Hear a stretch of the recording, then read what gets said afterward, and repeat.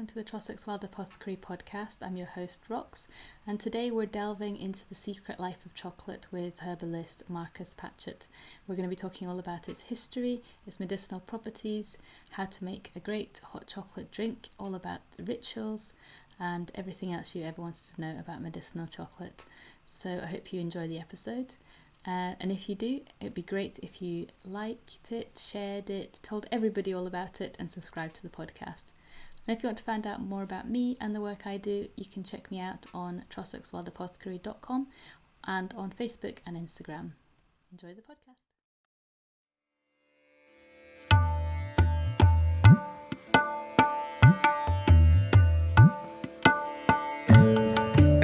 Hi, hello, welcome. Hello.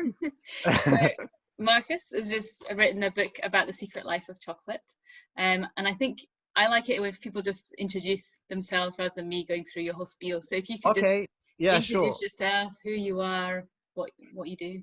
Right. My name's Marcos Patchett. I'm a medical herbalist, so I treat people with plants. I call myself a hippie with a science degree because that's basically the truth. So I did a BSc in herbal medicine, and about 15 years ago now, I dealt mainly with patients living with HIV. Practiced in central London, working with patients living with HIV for a while. I worked for Neal's Yard for a while. I taught at Middlesex University for 5 years on their BSc and MSc courses, actually as the clinical supervisor. So I technically wasn't a lecturer, although I did end up doing a lot of lecturing because anyway, whatever. But so I was there for 5 years teaching students on the MSc and BSc courses as a clinical supervisor, seeing patients there. And currently I work for Hartwood online training herbalist. So that's my professional gubbins. I'm also an astrologer on the side. So that's the hippie bit. That's the totally non-sciencey, non-rational woo bit, but I like that. And I've also, the book I wrote took me about 14 years. Honestly, if I'd have known how long it was going to take when I started, I'd just been like, no, okay, I'm not going to do that. But it did take a while. But Yeah, I'm yeah, just so, surprised. I keep hearing about people writing books and like 14 years. I'm thinking, wow, that's amazing. And there was another lady I'm interviewing later who's 40 yees she spent writing her book as well. And it's wow, amazing. 40, Yeah. 40. Okay, I feel better. That's good. It depends. I mean, particularly if it's, I mean, any book, I guess, can take time, fictional, non-fictional, whatever. But it's just like you go down rabbit holes, or at least I did, because you open a thing and it's like, oh, I'll research this topic. And then you obviously need to travel and interview people and whatever. And that takes time. And if you're self-funded, you've got to find your own funding. So there's practical issues, but mainly it's just, it takes so bloody long. But you know, it's not a bad thing, I hope. No, that was actually one of the questions I was going to ask you was, did you do a lot of traveling to Yes, research yeah, this? you can probably tell, right? Because there's a few photographs in the middle, taken in Mexico and Guatemala and stuff. So, yes, I did 6-week trips, 3 6-week trips to Mexico and Guatemala, 2008, 2011, and 2018. And there was a long hiatus between the second and the third, just because I was writing and because I was teaching and because I had to save up because it cost money. But yeah, so those trips were mainly just field trips to research and to interview people, and yeah, so that I did a fair bit of travel, and in those trips, the first trip was just Mexico, but sort of going all around Mexico. So I started in Mexico City, just to start with the museums and libraries and kind of stuff there, and just like central sort of city type resources, and then I went to Oaxaca, because that's like culinary center of Mexico. So just looking at some of the ingredients, some of the processes there. And then I sort of just went round all the places that I'd read about in books or bits in libraries, or just little references that I had to, oh, they make this drink there, or this ingredient comes from there. So I literally would just turn up in a place and randomly ask people. I would be staying in hostels, and I'd just sort of like get it via Chinese whispers in hostels. Like somebody would say, I'd say, oh, I'm here researching chocolate. And they'd go, oh, have you spoken to blah, blah? So I'd end up going to see this person. So it was all kind of like the first trip. I didn't know who the hell to see. I had a couple of names from books and a couple of like library start points. And then I just like went and found stuff out. And then by the second trip, I already had a little roster of people I wanted to connect with. And the third trip was a little bit more organized. But I mean, all the time it was kind of like a little bit like you get there and then the plan that was supposed to happen didn't quite happen, so you'd end up meeting someone completely different. It was, you know, it's the usual travel experience. Yeah, that's what I was thinking. That sounds like how what it was like when I was in South America. That kind of, you start one idea and you completely go off somewhere else. Yeah. Very much that. Yeah. Did you find that people are still using chocolate in like as medicine today? Not really as medicine. A little bit. Sorry, I'm just chewing a calamus root today because I've got a bit of a cold, like the first time in 6 months. So this is helping. So if I'm anyway, whatever. I'm just conscious that I'm being videoed, so I'm actually. Okay. Anyway. Yeah, I did. It is still used as chocolate. It is still used as medicine a bit, but not massively. So, for example, in Mexico City, there's a market that's called the witchcraft market, just because there's like loads of little Santeria stalls and stuff in it. And they also sell loads of pets and animals, and it's just a crazy big market. And there they had loads of herb stalls. And one of the women there gave me a few recipes where they use cacao. One was for migraine, one was to prevent pregnancy. So, but cacao was mainly used as a base, I think, for administering other things, except the migraine one. That was interesting. That was cacao, a strong cup of chocolate made once a week with a turkey egg, like, and then just drunk once a week. And I'm like, is that because turkeys have loads of tryptophan in them, so it's a serotonin precursor, or is it like purely magical symbolism and suggestion? Do you know what I mean? It's like, I don't know, but I do wonder, because it's highly specific, right? And we know that turkey meat is a very high tryptophan product, and cacao doesn't contain a lot of tryptophan, but we do know it's probably serotonergic because it definitely increases the turnover of serotonin.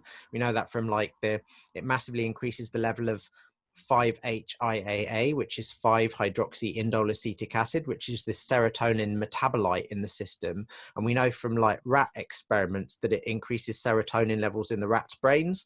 We don't know if it does that in human brains, because as yet nobody has killed a human after giving them chocolate and cut their head open to find out. So, you know, that's just the way science is done these days. But the interesting thing there is I wonder whether there's a chemical basis to it. But in terms of general medicinal use, not so much now. I mean, folklorically, like people would take it maybe to help recover from illnesses, but not so much anymore. I mean, the traditional healers that I spoke to, the curanderos and people who used cacao, mainly used other parts of the tree for its medicinal use now. So they'd mainly use like the flowers or the leaves, not so much the seeds. But the seeds and the cacao drinks are still used in curanderismo rituals. So they still have ritual use. And one extant sort of medicinal use of cacao in contemporary Guatemala that's still very mainstream is galactagogue, so for breastfeeding women to maintain the milk supply. And I talk about that in the book. There may be a sort of chemical basis to that, a physiochemical basis, which is due to this little trace constituent in it called salsolinol, which it has some I think prolactin inducing effects. But anyway, so I talk about that in the book. That is a possibility, but it's certain and more certain that because cacao is nutritionally good, it's nutritionally rich, and it's a storable food substance. It's a bit like the one thing you could guarantee in a fairly poor country like Guatemala, which occasionally is subject to food shortages because, you know, distribution and government corruption and whatever. You can be sure of dried maize and dried cacao. So that, like making an atole, which is a maize-based sort of drink, like a thin gruel, and adding cacao to it is a useful way of getting loads of vitamins and minerals into your diet, you know, at a time when maybe other things aren't quite so available or storable. So yeah. And what kind of form are you talking about in the cacao? I mean, obviously you're not talking about, you know, just normal chocolate that we find in the shops, but no, are you talking sure, about like 100% chocolate, or are you talking about okay, the traditional forms of cacao that the whole book is really about is about the cacao as a drink, as a beverage. The seeds were traditionally made into drinks just with water and various other botanical ingredients. That door's going to keep banging.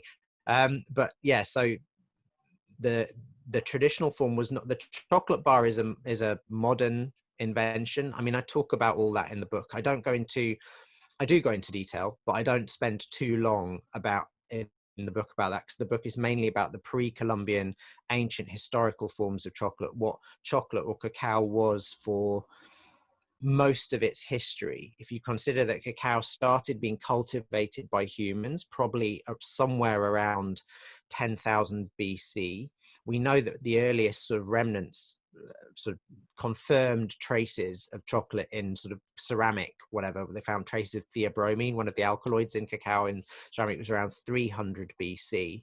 And then it was only taken to Europe in 1525 or thereabouts, and then it only became made into a sort of eating chocolate bar for regular consumption in the 19th century. Yeah, 19th century, I think.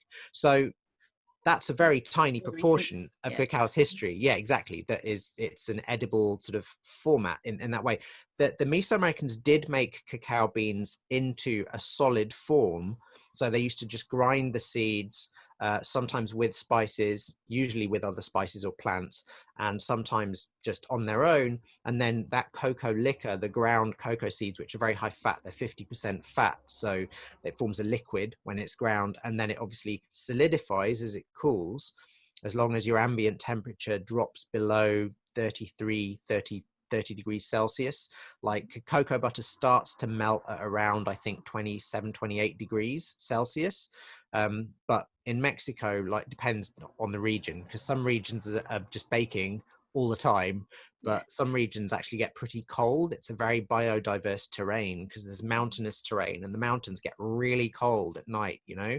And so there's sort of, you've got every terrain possible in Mexico, really. You've got sort of these really humid tropical bits, and then you've got these really arid hot bits, and then you've got arid hot and cold bits, and you've even got cold bits. So it depends where you are.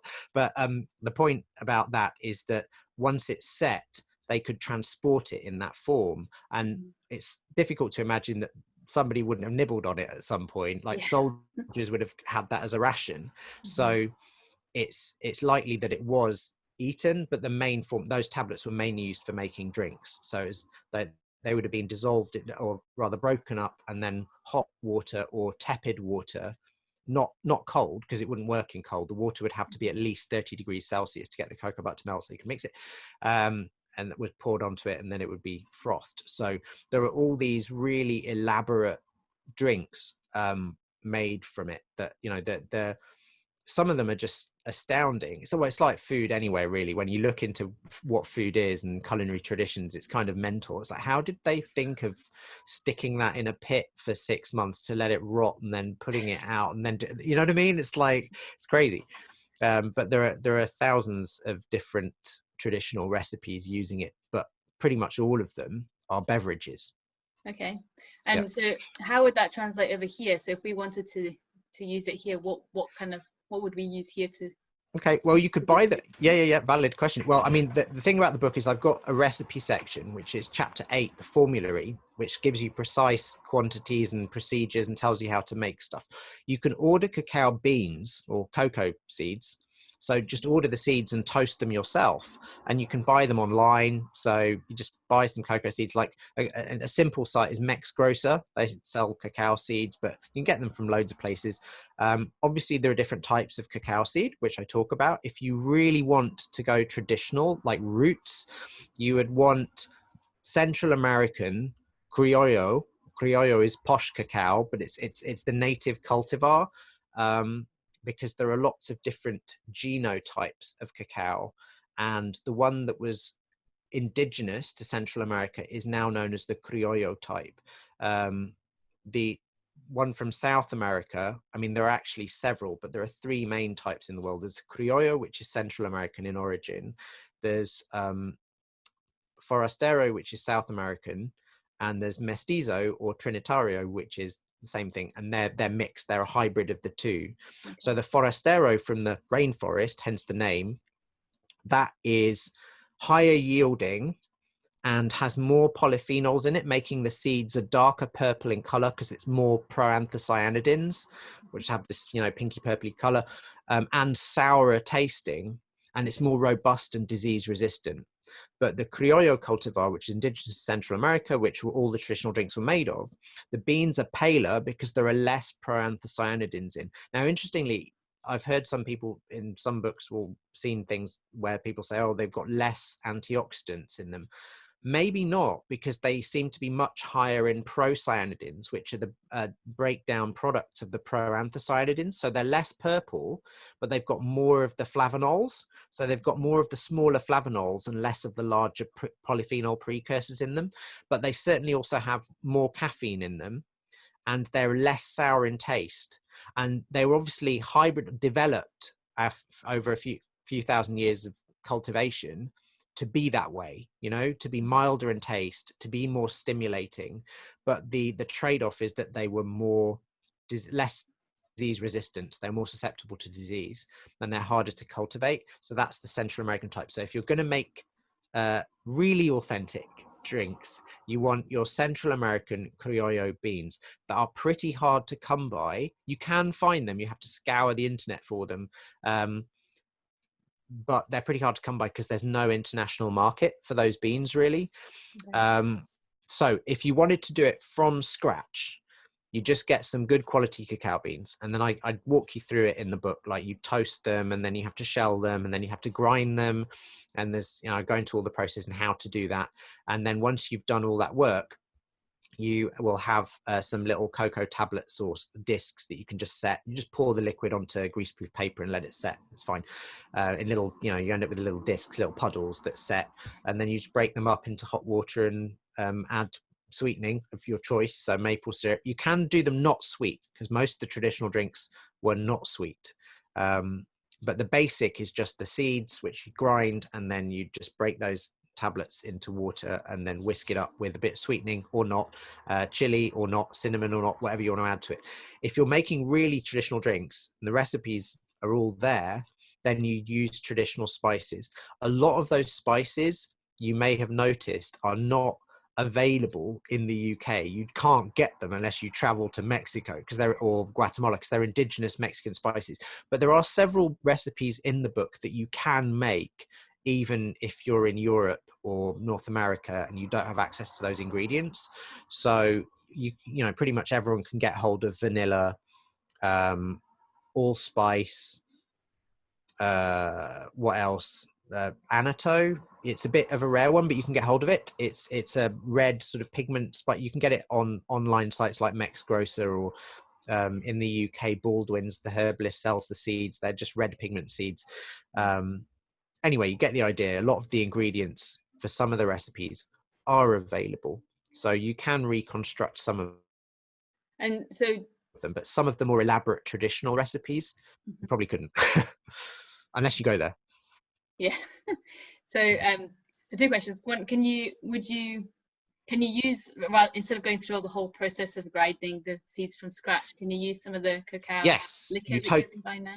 Yes, you totally can. That's a very good question. So so if you don't want to put yourself through okay, yes, it's the short answer. So there are certain companies, like there's Willie's Supreme Cacao, who does a great block of what's called couverture, which is just pure cocoa liquor. Exactly. It's just the beans. It's just the beans that have been ground and then set, you know. So there's no added cocoa butter, there's no extra fat, and there's no added sugar. It's just, that's all it is. So Willie's Supreme Cacao is a really good UK brand, but any brand of couverture would do the job. So you could get some really posh brand like Valrhona, whatever. If it's couverture cacao, that's basically just set cocoa liquor, and that will do perfectly. The difference is when it's industrially processed. Willie's is one of the best because it's single estate, meaning all the beans are of the same type, grown in the same location. But they're still industrially roasted, meaning they're roasted at uniform high temperature. So you get this uniform taste and texture and smell, which is great, beautiful for culinary purposes. But when you toast the beans yourself, you get a variation. And typically you toast them at slightly lower temperatures.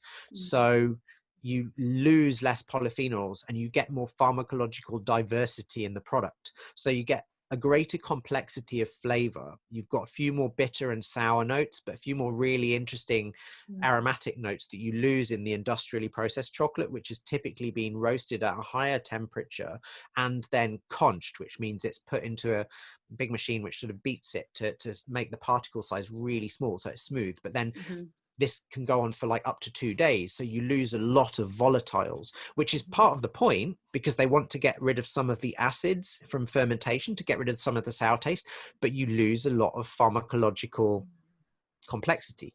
So when you make it yourself, the flavor is noticeably more complex and the effect is noticeably more potent. So ordinary factory produced drinking chocolate, particularly if it's good quality, like Willie's Cacao, is great. It definitely gives you a bit of a buzz and it's noticeable. But if you make it yourself, the effects can be another level up, which I'm all for. So, you know, it's like anything. It's like homemade bread or but it is a skill. It's very like bread making in that sense, in the sense that you can make a really shit homemade bread, you know, so you can, but if you practice and get good at it, you can make bread that's like way better than anything you can buy. Do you know what I mean? So it's, if you're really gastronomically inclined, buy the beans and experiment. And if you're like, do you know what, I'll just get, then that's fine. You can just get the couverture chocolate and the spices and just grind the spices and add them to the chocolate. The other advantage, I'll finish rattling on about this in a minute, but it's just the other advantage to making it yourself is that when you're grinding the beans, you typically grind the beans once coarsely, and then you'd add the spices at that point and grind it again. So the spices get fully incorporated into the fat and into, you know, the flavors all sort of meld. Whereas when you're making it from couverture, obviously you've got your block of couverture and you've got your spices. So you grate your couverture or whatever, and then you put it in your jug and you're ready to pour in your boiling water. And then you have to powder your spices and put that in. It's a fine difference, but it does make a difference. Do you know what I mean? So it depends how much of a chocophile and food snob you are, I guess. And so the next question is going to be not, because it's going to be what's the word, not traditional, because obviously, so if you're using the traditional spices, would you ever change them and use some of like the herbs that we have around here, for example, like that's an that's like a really yes, totally. I mean, that would totally be in line with the tradition in Mexico. I mean, the recipes that they use are, in terms of the recipes that are still sold in Mexico and Guatemala today, are very traditional. So they have, you know, these are the ingredients and these are the proportions, and there are loads of local variations, and every household may make them with slightly different proportions, or, you know, but they're pretty much the same because they're traditional. However, there are so many different variations, and they seem to follow a similar formula in a sense. Like there's obviously a lot of them use maize, which is padding to make them into atoles, basically gruels. It reduces the cost, increases the nutritional value, yada, yada, yada. But traditionally, the high class drinks would just have been made with the cacao and the spices without the maize. And the formula seems to me to be beans, something aromatic, usually flowery, which has an aroma and imparts an amazing sort of extra scent to it, like vanilla, or they use magnolia flowers, or these other flowers called Rosita de Cacao, which we called, I think the Aztecs called them cacahuazochil, which just means flower of cacao, which is very similar to the Spanish Rosita de Cacao, rose of cacao, or little rose of cacao. Anyway, there are loads of different traditional flowers. This other one that smells like jasmine, called Bureria Juanita, which is jasmine of the Isthmus jasmine, they call it now.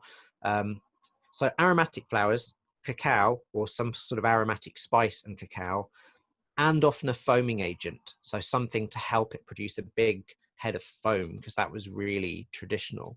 So you absolutely, I mean, it would be consistent with that formulation to use European plants. And of course, traditionally, they also used cacao as a base for other medicinal herbs, and it is a great flavor disguiser. So I've done that on several occasions. I've prescribed chocolate to patients, like to have a cup of chocolate every morning, and then, but I say, make this herbal tea first, and then use that tea as the base for the chocolate.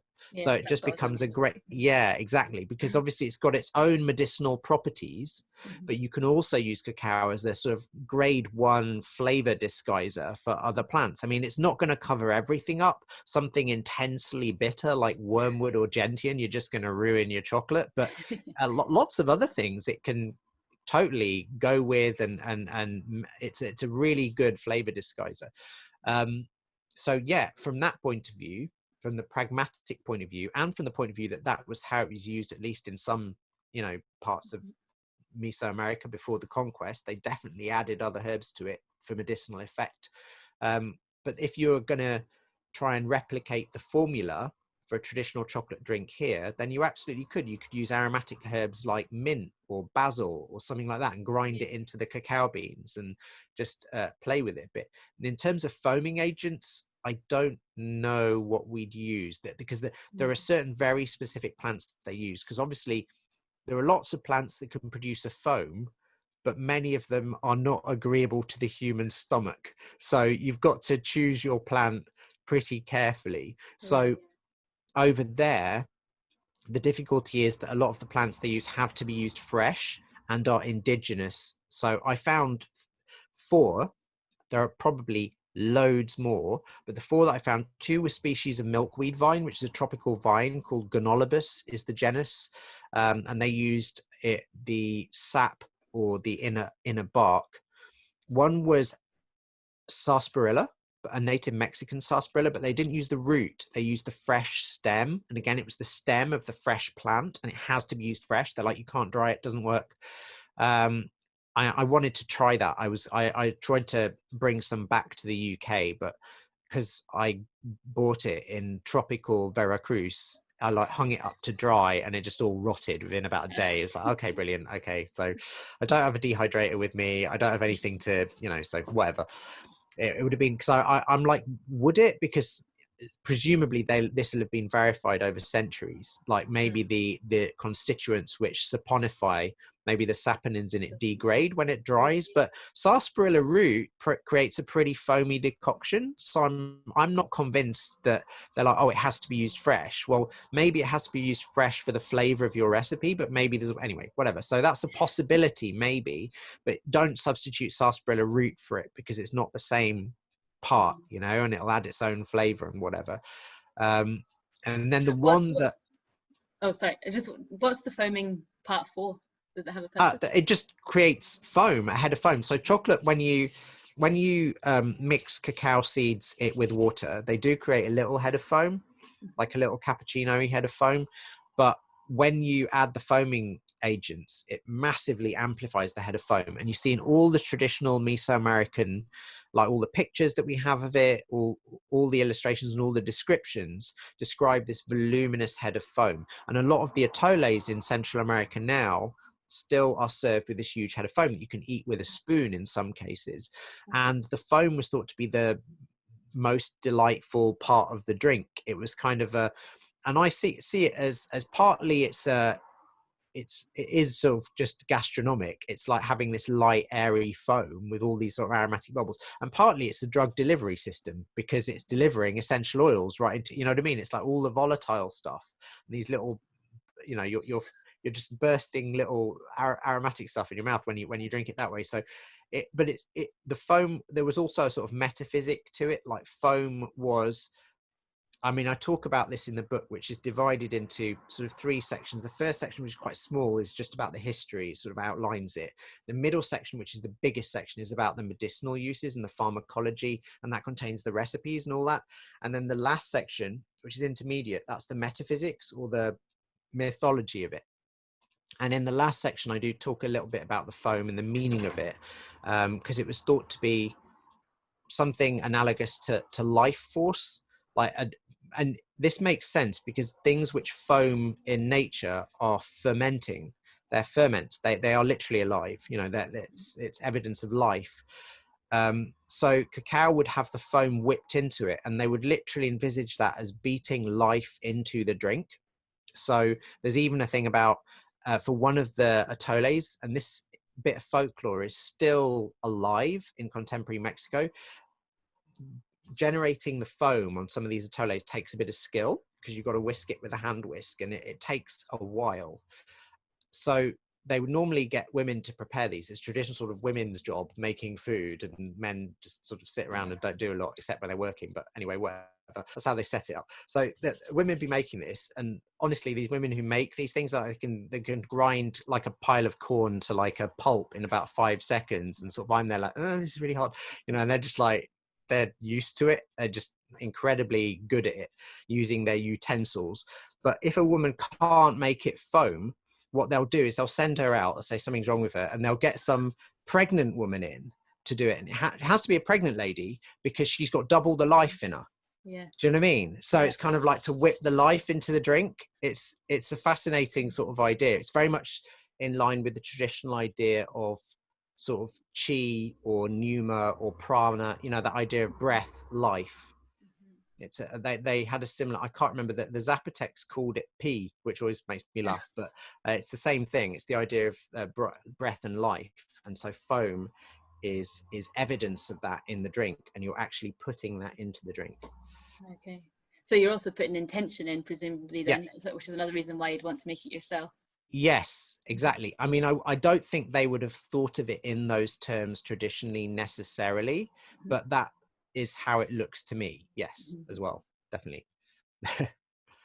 And so obviously chocolate's fermented. So the fermented properties of chocolate, does that still have an effect on the microbiome? Yes. Couple of things to say that. Firstly, it's not always fermented. You can get partly fermented cacao, which is called cacao lavado, which means it's just been fermented for 1 day and then taken out.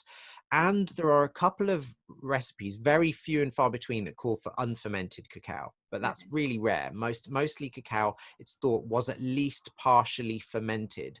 The interesting thing, though, is this is controversial. I talk about this in the book, is that in the pre-Columbian accounts, which are very few and far between, because all the accounts we've got in writing are, of course, post-Columbian. They're Spanish writing down after the conquest, so what native informants told them. Because although the classic Maya had writing, their hieroglyphs, the classic Maya civilization sort of fell apart 600 years before the Spanish arrived. So by the time the Spanish arrived, the native populations had picture writing, pictograms, but they didn't have a proper logographic writing anymore. And to add to that, most of the traditional records were subsequently destroyed by missionaries, because they were like idolatrous, devil worshipping, blah blah blah. So they just, they're all destroyed. So there's a problem in knowing exactly how much stock to put in these accounts, not because they're necessarily untrustworthy, just because there are so few of them in some cases. So none of the accounts, funnily enough, specifically mention fermentation. When they're describing the process, they say they pick the beans and then they put them in the sun to dry. And it's like, well, hang on, what about that? But the fermentation does seem likely to me to have been done just because it's such an integral part of a lot of the traditional drinks, including those drinks which don't contain any European ingredients. So if it was only drinks that had European additives, but even in those places where, like particularly in central Guatemala, some of the drinks have no European, they don't contain milk, and they don't contain sugar, and they don't contain cinnamon, and they're still using fermented beans. But the beans they use in, say, Guatemala and Alta Verapaz, where they still, to some extent, some people still drink traditional chocolate drinks without any Europeanized additives, they are using cacao lavado, which means only fermented for 1 day. So slightly fermented. To get to the second part of your question, which is about the microbiome, do fermented cacao drinks affect the microbiome, the human microbiome, differently from raw cacao beans? I don't know. That research has not been done. The research on cacao and the microbiome we've got a bit of that. We know that cacao definitely affects the human microbiome and does so very beneficially. According to the bit of human research we've got, it increases the amount of bifidobacterium and lactobacilli and decreases the amount of unpleasant, basically reduces dysbiosis, which is fascinating. That may be behind some other human research which shows that moderate intakes of cacao, like about 20 grams a week, 3 times a week, 20 grams 3 times a week or so, is sufficient to reduce CRP, which is a marker of inflammation, C-reactive protein in the blood. And interestingly, that has a J-shaped curve to it. So if you eat no cacao, obviously you'll get no effect on the inflammation. And if you eat tons of it, it doesn't affect inflammation as much as just eating a moderate amount. So I do wonder if that's a microbiome related effect. Anyway, whatever. That's interesting. That's good. So can you talk more about the medicinal properties of chocolate? Yes. I mean, there's a lot. The main research today obviously focuses, or not obviously, if you may not know, but focuses on the cardiovascular properties.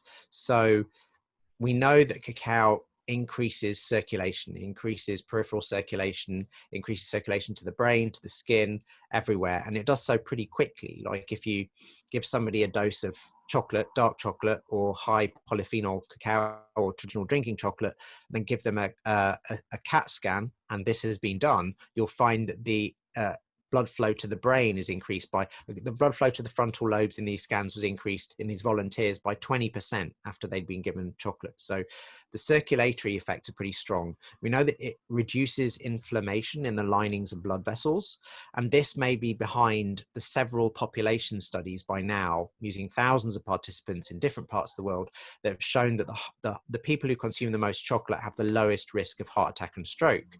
And this seems to be independent of other dietary and behavioral variables, so that those who are consuming something like 6 to 7 grams of chocolate 5 times a week or more, so not a crazy amount, but 6 to 7 grams of whole cacao, so that'd be like maybe 15 grams plus of good quality dark chocolate 5 times a week or more, had something like their relative risk of heart attack was reduced by about 42%, and their relative risk of stroke was reduced by somewhere around 39%, depending on the study, you know, but they all sort of come in at somewhere between 29 and 45% relative risk reduction, which is pretty good. That doesn't mean on an individual level your risk reduction is that. That's the thing people get muddled with statistics. Go, oh, if I eat chocolate 5 times a week or more, my risk of heart attack is halved. No, doesn't mean that. It's a relative risk reduction over a whole population. What it means is if you give 1 million people that much chocolate 3 times a week or more, then yay, you know, loads less people will get heart attacks. But on an individual level, it won't reduce it quite that much. But it's still notable. It will still reduce your risk of getting a heart attack in the same way that smoking will elevate it. It will more than offset it, according to the studies. So that's a big thing. But that's talking about, you're saying dark chocolates, do you mean like over like 85% or something? Ideally, yes. So somewhere around 85 would be ideal. 85 to 90% would be ideal, but the more brown stuff the better, basically. If you think about with chocolate, the remaining percentage is always sugar. It's a good way to invert it like that and think of it like that. So 85% means 15% sugar, 75% means 25% sugar. So which one's better? You know, it's kind of like, from that point of view, it's like, oh, well, it's a bit of a no-brainer, isn't it? But yes, I just think it's important to kind of point it out. Yes, because very much so. Yeah. People, you can eat lots of chocolate, you know. Oh, great! Yeah, I'll have 60 Twix and 2 Galaxy bars. No, so no. Exactly. Like, I always say, milk chocolate isn't even chocolate, so don't even go there, because it is cocoa butter, which is why they can call it chocolate. But it's cocoa butter and milk powder and sugar, and then milk. Sorry, that's that. Yeah, white chocolate rather. Beg pardon, not white chocolate. Milk chocolate does contain some of the good stuff, but much less. So you're going to get around 20 to 30% cacao in milk chocolate, lots of milk, obviously, and lots of sugar. And then your dark chocolate again, that varies. So you've got your sort of sweet dark chocolates often contain up to 50% sugar, and then your bitter ones can contain as little as 5 or 10% sugar. So in terms of health, you want the bitterer, darker ones. But you can get dark chocolate if people are like, oh, I really don't like it, it's too bitter. There are varieties of dark chocolate which are quite mellow in flavor. I mean, if you want to give me one, I mean, this is only going to be relevant for like people in the UK, but like Tesco's do this really good Supreme. It's their cooking chocolate. I'm like, why would you use this for cooking? That's just an abuse. It's really good. It's 85% and it tastes amazing. It's got such a mellow flavor. I don't know quite how they've done it, because there are lots of other mainstream brands that don't taste that good, you know, that they have higher percentage and they start tasting bitter. Or some of them I've noticed, I'm not going to name brands or whatever, but some of them I've noticed try to make them less bitter by adding more cocoa butter, which just to me makes them taste greasy. So anyway, but do you think the bitterness is actually probably a good thing, isn't it, because it'll help with your digestion maybe? Or yeah, I mean, absolutely. In terms of medicinal effect, it's a good thing. But obviously not everyone's eating chocolate for medicinal effect, are they? You know what I mean? So, yeah. But if you're going to go for it for one reason, you might as well maximize the benefits, right? Do you know what I mean? So so can you talk about some of the other medicinal properties, even just mention? Yep. Yeah. I mean, there are several. So the circulatory one is the biggest one. Linked to that is the benefit for diabetes, for blood sugar control. It seems to reduce the risk of type 2 diabetes, and improves the blood sugar control. There's this general risk reduction in inflammation that I've already mentioned. It seems to happen. In terms of mental health, I don't think it's an antidepressant. I describe it in the book as a hedonic modifier, meaning it modifies the pleasure responses. And this is one of the central hypotheses of the book, that it's a hedonic modifier and possibly antiphobic, meaning I think it reduces or attenuates conditioned fear. So it's not going to attenuate, and this is extremely hypothetical because it's based on traditional use, folklore, and one animal experiment. So I'm like pretty out on a limb with the fear one. It's a conditioned fear experiment, but that experiment shows that it doesn't work in the same way as just caffeine or other stimulants, because caffeine increases conditioned fear. And in this rat experiment, cacao, equivalent dose to something like 10 grams in a human, so not a huge dose, reduced conditioned fear responses. It encouraged the rats to run out of this little tea maze experiment, where they run out of a little covered bit into an open bit. They sort of poke them out of their little shelter into the open, and they have a choice. They can run right into a little covered bit and hide again, or they can go left into an open bit and explore. And obviously what they all do initially is crouch and go, I don't know what to do, because they're scared. And then they will go one way or the other. And obviously if they go into the covered bit and just stay there, then they're probably terrified, you know? So that's like, okay, high conditioned fear. If they go left into the open bit, this is as I understand it, I may be getting some of the details wrong, because I remember that I did read the whole paper on this one, the bottom line, which I was like, okay, what's the bottom line of this? The bottom line was that the rats fed cacao explored more and ran around more and spent less time frozen. Whereas if you put them on a rat on caffeine, it will actually tend to hide more. It will speed it up. It will spend less time but it will hide. It has a stronger or no effect on conditioned fear. So that was interesting. So in terms of the mental health effects of cacao, I think it's, as I say, a hedonic modifier, meaning it amplifies pleasure responses. So what they found in human trials is that you can't just sit around and wait for it to improve your mood. Although a strong dose of traditional drinking chocolate will pick you up. It's like, woof, you know, that's pretty strong. But what they found with ordinary eating chocolate is that it won't necessarily improve mood. But when it was eaten mindfully, when volunteers actually concentrated while they're eating it on the flavor of it and what they wanted it to do, and that they wanted their mood to improve, it did improve their mood. Whereas other things didn't, like drinking water, eating crackers, eating an apple, other foods, other drinks didn't do that. Chocolate did. And what that's interesting, I go into all the chemistry of cacao. It seems to me that it lubricates the pleasure circuitry of the brain, but doesn't actually massively trigger it. It's a bit like the difference. The analogy I make in the book is you've got something like some powerful stimulant like amphetamine that will turn the tap on full. So that's just like turning the volume up. And then you've got other stimulants that are pleasure enhancing, but ultimately, of course, bad for you, like cocaine or something like that, which are like turning up the amplifier. They don't turn up the volume. They just block the reuptake of certain neurotransmitters so that you get a net. And then something like cacao doesn't do either of those things. It's more like a mixing desk where you just, you turn up the bass a little bit relative to all the other sounds. Do you know what I mean? So it's kind of like you've not increased the volume, you've not amplified it, but you've just changed the EQ a little bit. So it becomes, so your pleasure responses are slightly amplified. And this is consistent with all the social data we've got, with all the experimental data about increased serotonin turnover and all of that kind of stuff. The fact we know it lowers cortisol acutely and over intermediate sort of time periods. So both immediately after eating chocolate, volunteers had increased cortisol excretion in their urine, increased adrenaline excretion, and that effect was stronger for people who were more anxious. So the more anxious somebody was, the more their cortisol dropped after eating chocolate, which is an effect that tea or coffee don't have, at least as far as we know.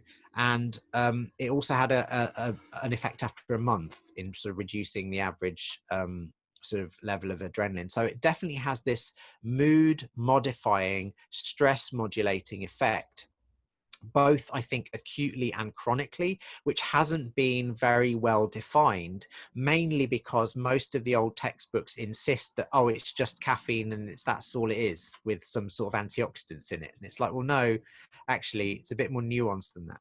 So to bring it back to the health thing, I've kind of gone off on a big tangent, but whatever. The health thing would be, I'd say, cardiovascular, diabetes, reducing inflammation. There are actually loads more applications than that, which are in the back of the book. I've got a big, huge monograph on cacao, which at the end of it details all the specific medicinal applications for it. And I detail the ones which are pretty much certain, and then those which are speculative. So something like using it as an assist in some kind of therapy for post-traumatic stress is pretty out there, but something that I think is theoretically possible, you know. So, and I think some of the people who are experimenting with cacao ceremonies are actually doing that. That's what they're actually doing. They're attempting to de-traumatize people, right, using cacao. And I find it fascinating that people have landed on that just, you know, experimentally. I think Anyway. people have quite an association with it as well, don't they? Because you kind of think if you're feeling a bit low and depressed, Yeah, you sure. think, oh, chocolate will make you Yes. feel better. So I Yeah, think which it that often does, but it's interesting to me that it's not. I wouldn't classify it necessarily as an antidepressant, simply because if you have it, like according to these trials, blah blah blah, you need intention to activate it, whatever. Like I say, if you have traditional chocolate drinks, they will definitely bring you up. But if you have one of those every day, after 2 or 3 days of that, it just becomes a stimulant. It's like it's no different than using it like coffee, and it's not going to necessarily make you less depressed. So I thought myself, I like to have a high dose of chocolate about 3 times a week. That's great because it sort of preserves its mood raising effects. It's good for the health in terms of all the long-term studies and whatnot. But other people might prefer to take a lower dose a little bit every day, just as a treat, and sort of eat that mindfully and whatever. So it's a mood modulator, but it's not exact. So if somebody had depression, I'm not sure that it would pull them out of depression. Yeah.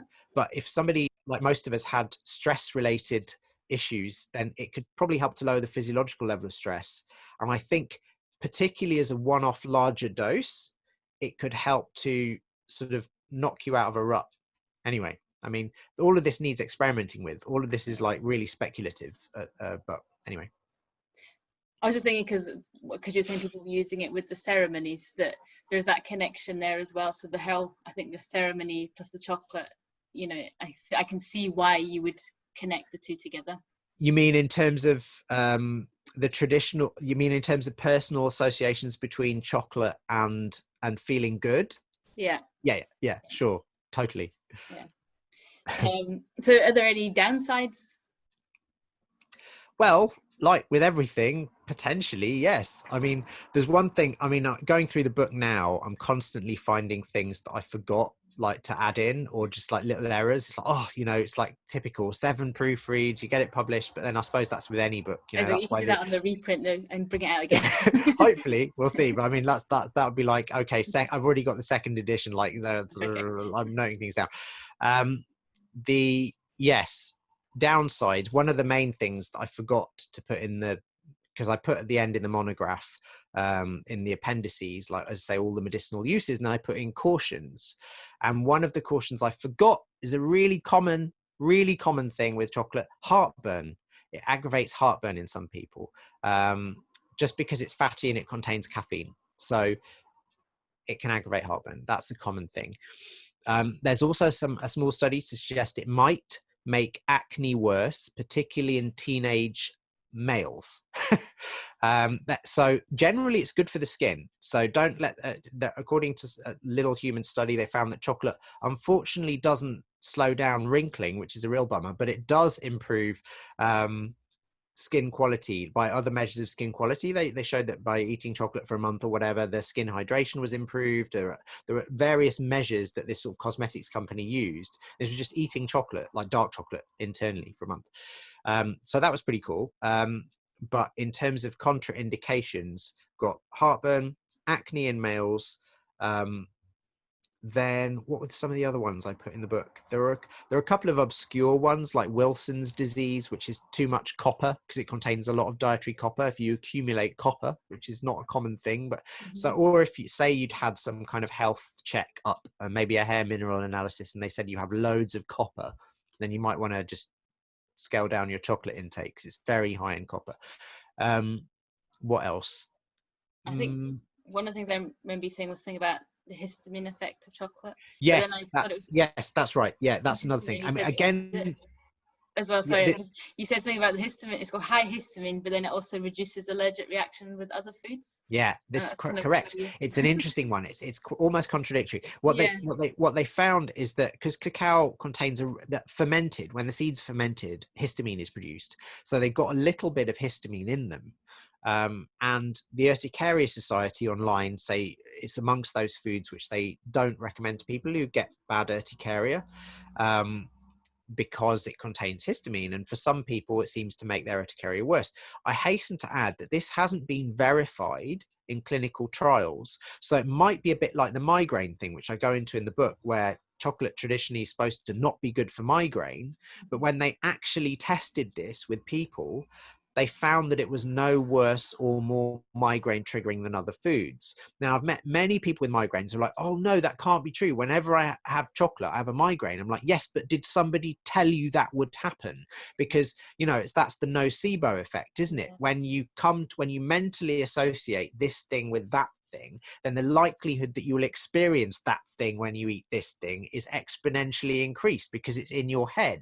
So when they did this statistically, they found, so it could be the urticaria thing could be factitious. But I say in the book, because we know it's relatively high in histamine compared to other foods, it might be a good idea if you have a very high histamine condition like urticaria, like, you know, heat rash or whatever, just to reduce your consumption of it a bit, or not eat loads of it.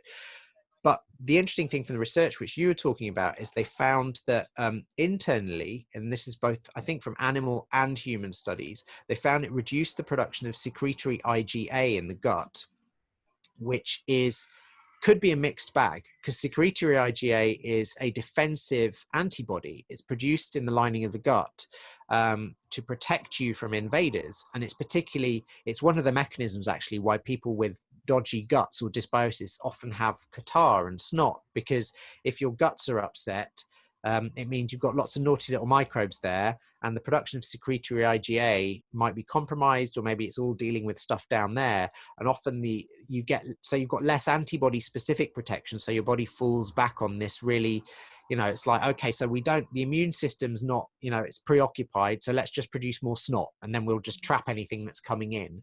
So it's Culpeper, 16th century apothecary, said something to that effect. He said, if you somebody with catarrh, I'm paraphrasing because I can't remember the exact quote, but he said, to keep the head clean, keep the stomach clean, something along those lines. And there may be a physiological basis to that in terms of secretory IgA. So suppressing its production may not be a good thing. It may increase the likelihood of catarrh or upper respiratory tract infection, possibly. But what it definitely did do, and I'm not saying that cacao increases catarrh, or because there's no evidence that it does that. I'm just saying this is pursuing the logic train to its final conclusion in that direction. But what we know it did do definitely is it suppressed secretory IgA production in these animals, and I think in a human trial as well. And that resulted, at least in this one rat model, of those rats having a much weaker reaction, inflammatory reaction to inflammatory foods. So to foods which would normally cause inflammation in the gut, after they'd eaten chocolate, or been fed chocolate in their diet, cacao in their diet for a while, they had a much weaker inflammatory reaction. Whereas the rats who hadn't been fed chocolate had much worse inflammation in their gut. So it seems likely, given putting that experiment together with the data that we know from animal and human trials, that it increases the growth of good bacteria in the gut. It seems likely that chocolate would be a really good thing for people who have food sensitivities to include in their diet. Interesting. Yeah, so it's as I mean, the thing is there's so much nuance in these things, right? And nothing is wholly good for everyone, you know. Yeah. So for like, there's that quote as well though that I really like. It's like they say 9 out of 10 people like chocolate, the 10th person always lies, which it just makes me laugh. It's not true. There are some people who genuinely don't like it, but you know, whatever. So my last question is, what was it? Yeah, what was the most exciting, surprising, or interesting thing that you found when you were researching the book? Exciting, surprising, interesting. Well, the most, I don't know what excited or surprised me the most. I mean, because I think the bits that got me really excited is when I, like, particularly with my last trip to Mexico in 2018, I was looking for the foaming agents. That made me really excited. It's like, what can I, and particularly for recreating the drinks, what can I bring back and use? And this initially was something that didn't excite me that much. It's interesting. I put it in the book. It's about cacao blanco, which is a relative of cacao, Theobroma bicolor. They also call it the jaguar tree because the pods sort of like have this motley looking appearance, look a little bit like jaguar skin if you use a very strong imagination filter on it. But they look cool. They look sort of alien seed pods. Anyway, those seeds are used in several traditional cacao drinks. And in Oaxaca, in central Mexico, sort of central Western Mexico, they use it in a very particular way. They put all of these seeds in pits in the ground, fill them with water, and ferment them for 6 months. The sort of particular procedure I describe in the book, and then they get them all out, and they've turned into these sort of white, rubbery, odorless little balls that are then, they're called cacao blanco, white cacao. And they're used as a foaming agent in one of their local atoles, this called Atole de Chocolate, which is just a plain maize atole with a chocolate foam on top. So they do like 1/3 of cacao blanco to 2/3 of the cacao seeds. And I initially wasn't that excited by this because I was like, well, it's just used in this local atole, and I don't know. I tried experimenting with it by making an infusion of the cacao blanco, and the infusion didn't froth. And I was like, oh. And it wasn't until 2018 when I found other foaming agents. That was really exciting. Whenever I found those, I got really, oh, this is brilliant. I can recreate it. But all of them were fresh. I couldn't bring them back to the UK. And then I suddenly realized cacao blanco seeds, they're dried. I can bring them back to the UK with me and play with them. And I put that together with this research by Diana Kennedy in her book Oaxaca al Gusto. It's a cookbook of Mexican cooking. Fantastic book. She spent 20 years researching it or whatever, most of her life, I think, actually. It's sort of like a lifetime's experience in that book. She's in her 90s now. I think she's still alive. But anyway, amazing work. Which I totally don't mind plugging because everyone should have it if you like food. But anyway, so she described the chocolate atole, which I'd already seen made and whatever, but she said, and I'd already heard about from another chef called Susana Trilling in Oaxaca, and I realized that it wasn't going to foam when you mix it with water. It needed to be mixed with the cacao seeds and made in a very particular way, and then it would foam. And I saw it demonstrated in 2018 in a little town called Teotitlán del Valle outside Oaxaca. And I think in retrospect, that was in a sense the most exciting moment for me, because I was like, oh, here's an ingredient I can bring back to the UK that I can actually get hold of, that's storable, that produces this foam that will allow me to reproduce or replicate a lot of these ancient beverages that are no longer made, just for my own purposes, really. So that was one. In terms of other, I'm sure there are loads of other.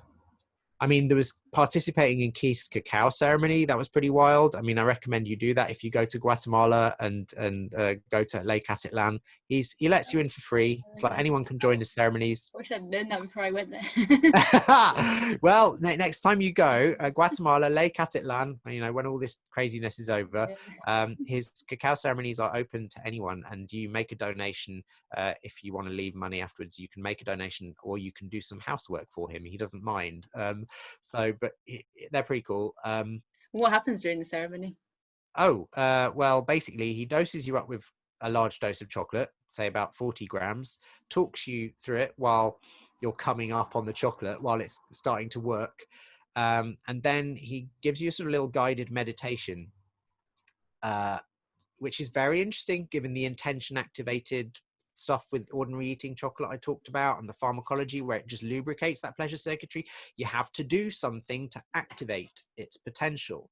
Or cacao itself traditionally was used as an activator, I believe, of other drugs. So it was you know what I mean? It's a doorway. The drug cacao is an opener, but you've got to do the work. So he talks you through this guided meditation where he says, feel into your body, feel into any density, any blockages you've got anywhere.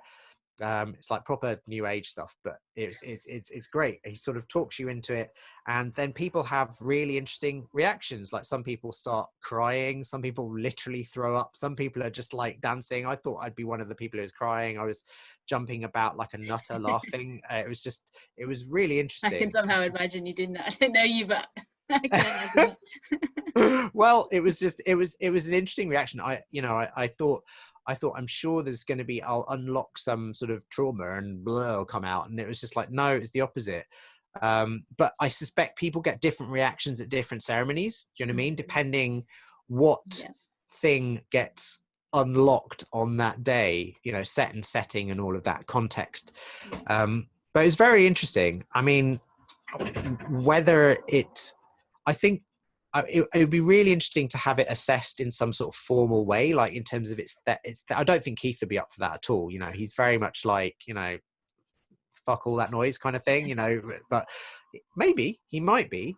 But just to see whether people who went with particular mental health issues. I mean, he does talk, he's very cautious. He talks in his opening bit about if you're on any medication like this or that, don't do this. Like he says, MAOIs, serotonin inhibiting medication, serotonin amplifying medication rather, or if you're on heart medication, be careful, yada, yada. So he, you know, he's responsible with it. He sort of sets it up and says, and also make sure you've eaten a little bit, but not too much. And, you know, don't come with an empty stomach, come with maybe a little bit of fruit before you come or something like that. So he's very good with that. But I would be really curious to see whether people with particular mental health conditions had measurable benefit after those ceremonies, because there are some people who come regularly. I only went for just one. I was there for 3 days, so I went for one little drop in, interviewed him, and it was very interesting. His cacao is very strong. I don't know where he gets it from. I mean, I make my own and mine's pretty strong, but it's slightly different. I prefer mine because with mine, it's like it makes you happy. And then afterwards that night, I'll have slightly psychedelic dreams, but I'll sleep. With Keith's cacao, there seems to be a bit of a come down for me. Like I've had it twice now, and both in the early hours of the morning, I wake up feeling a bit like, ooh, I feel cold and a bit weird. It's but it's the same plant. It's just different levels of processing, slightly changing the chemistry. It's interesting. Interesting. That is interesting. So there's probably like loads of other questions I could ask you, but you're probably fed up of talking now. So do you want to like give some plugs of you and your work? Yes, thank you. That's very kind. I guess, well, the book, obviously, The Secret Life of Chocolate, which, that's my main thing at the moment. It was released in lockdown, like literally as lockdown happened. And it was just like, why? So that meant that we couldn't have a live launch, and which was okay. I did an online launch and that went okay. But it did impact the sales of it because Amazon took it off because it was a new book by a new author, so they didn't have it on their format. So this is really helpful, so thank you for doing it, just getting it out there. So that's my number one thing. Other than that, I've just got my website, The Nocturnal Herbalist. If you want to look up me as a herbalist, got all my details there. And also I have a little tiny baby YouTube channel called The Nocturnal Herbalist as well, where I just talk about really anything that interests me. So Okay, great. I'll put the links in anyway. Amazing. So, thanks, Rob. it was really nice to talk to you. And you, thank you for interviewing me. It's been good.